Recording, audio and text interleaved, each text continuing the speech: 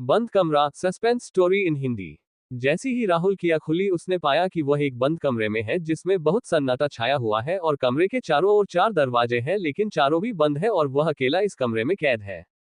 वो ऑफिस से निकाला और अपने घर में बैठा था, एक अचानक पीछे से किसी ने उसके सर पर हमला किया और डायरेक्ट उसने अपने आप को इस बंद कमरे में पाया। उसे कमरे में एक टेबल, एक कुर्सी और एक लैपटॉप के अलावा और कुछ नहीं था।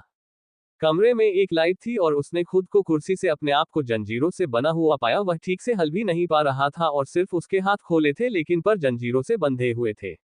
उसे समझ नहीं आ रहा था वह क्या करे। उसने जोर से चिल्लाया खुद को बचाने के लिए। उसने लोगों को आवाज दी लेकिन वह सुनसान जगह थी। वह सिर्फ एक कमरा था और वहां 4 दरवाजे थे लेकिन उसकी आवाज सुनने वाला शायद वहां कोई नहीं था। 2 घंटे ऐसे ही बीत गए। पूरे कमरे में 4 दरवाजे, एक कुर्सी, एक टेबल, राहुल और एक लैपटॉप था। बस राहुल ने सोचा कि किसी ने उसे कैद कर दिया है। फिर उसने देखा लैपटॉप को ऑन किया। लैपटॉप ऑन हो गया लेकिन लैपटॉप में सिर्फ 50% ही चार्जिंग थी। राहुल ने लैपटॉप की फाइल चेकिंग तो उसमें एक फाइल थी लेकिन अचानक उसमें एक वीडियो कॉल ऑन हो गया जिसमें एक रिकॉर्डिंग वीडियो था। उसमें कहा गया था कि मुझे इस अकाउंट में 1 करोड़ रुपए चाहिए और अकाउंट नंबर, बैंक डिटेल वहां दी गई थी। राहुल के पास तो 1 करोड़ रुपए नहीं थे। उसने उसे नंबर पर कांटेक्ट करने की कोशिश की लेकिन वह कांटेक्ट नहीं हुआ। उसने वापस से वीडियो कॉल किया और कहा कि मेरे पास 1 करोड़ रुपए नहीं है। उसे एक और वीडियो कॉल आया जिसमें उसे कहा गया कि अगर तुम मुझे इस अकाउंट में 1 करोड़ रुपए ट्रांसफर नहीं करोगे तो मैं तुम्हें इसी कमरे में सड़ने दूंगा और बगैर खाना पानी के तुम कुछ ही दिन में मर जाओगे। ये सुनकर राहुल बहुत डर गया। उसने लैपटॉप पर अपना बैंक बैलेंस चेक किया तो उसने पाया कि उसके अकाउंट में सिर्फ 25,000 रुपया ही थे लेकिन उस आदमी को उसे 1 करोड़ रुपए देने थे। अब राहुल को समझ आ गया कि वो बहुत बड़ी मुसीबत में फंस गया है। अब उसे दोबारा से वीडियो कॉल आया और उसे कहा गया कि अगर तुमने मुझे 1 करोड़ रुपए नहीं दिए तो तुम मर जाओगे। तभी उसे कहा जाता है कि पीछे मुड़कर देखो। मुझे ऐसे ही पीछे मुड़कर देखता है तो दम हो जाता है क्योंकि उसके पीछे एक आदमी की लाश पड़ी होती है और उसे कहा जाता है कि इसमें भी मुझे पैसे नहीं दिए थे इसलिए मैंने इसे मार दिया। राहुल समझ रहा था कि अभी तक वह कमरे में अकेला था लेकिन वह एक लाश के साथ उसे कमरे में था। अब और भी डर गया और उसके पसीने छूटने लगे। उसने जल्दी से उसके दोस्त को कॉल लगाया और कहा कि ऐसे ऐसे सिचुएशन में मैं फंस गया हूं, प्लीज मुझे 1 करोड़ रुपए चाहिए। उसके दोस्त ने कहा मेरे पास पैसे नहीं है।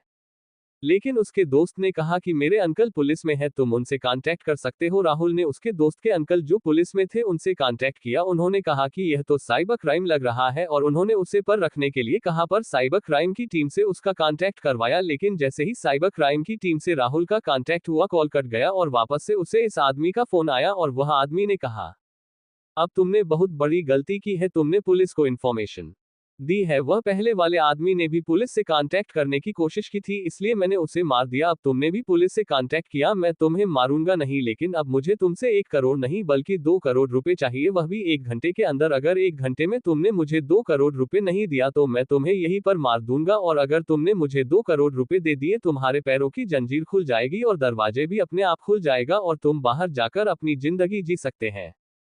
राहुल को और टेंशन होने लगी तो उसको 2 करोड़ रुपए देने हैं। अब उसे वापस से साइबर क्राइम वालों को फोन आया लेकिन राहुल ने कॉल डिस्कनेक्ट कर दिया क्योंकि उसे लग चुका था कि हो ना हो आदमी इसे जरूर कर रहा है। पर यह देखकर राहुल ने थोड़ा अकालमंदी से कम लिया। थोड़ी देर में उसे आदमी का कॉल आया। उसे आदमी ने कहा कि तुम्हारे पास 2 रास्ते हैं, मैं तुम्हें 10 लोगों के बैंक अकाउंट की डिटेल देता हूं, तुम उनसे हैक करके उन सभी के अकाउंट से 20-20 लाख रुपए मेरे अकाउंट में डालो जिससे कि 2 करोड़ रुपए पूरे हो जाएंगे। ये दूसरा तरीका है, या फिर तुम अपने अकाउंट से मेरे अकाउंट में 2 करोड़ रुपए डालो। राहुल ने कहा मैं दूसरों की अकाउंट से पैसे निकाल सकता हूं, ये तो इलीगल है। उसे आदमी ने कहा मुझे पता है कि तुम ये कर सकते हो क्योंकि तुम जहां काम करते हो वहां पर तुम्हें ये सिखाया जाता है कि कैसे लोगों के अकाउंट से पैसे निकाले जा सकते हैं। राहुल बड़ी ही होशियारी से कम लेता है और लोगों के अकाउंट चेक करता है लेकिन वह जानता था कि यह काम करना गलत है। वह कोडिंग करता है और कोडिंग में अपना मैसेज लिखकर क्राइम ब्रांच को देता है और साइबर क्राइम को उसके लोकेशन सेट करवाता है। साइबर क्राइम का ऑफिस नजदीकी होता है। उन्हें जैसे ही मैसेज मिलता है वह फटाक से आते हैं और राहुल को बचा लेते हैं। राहुल अपनी अक्लमंदी से उसे किडनैपर से बच जाता है और लोगों के पैसे डूबने से बचा लेता है।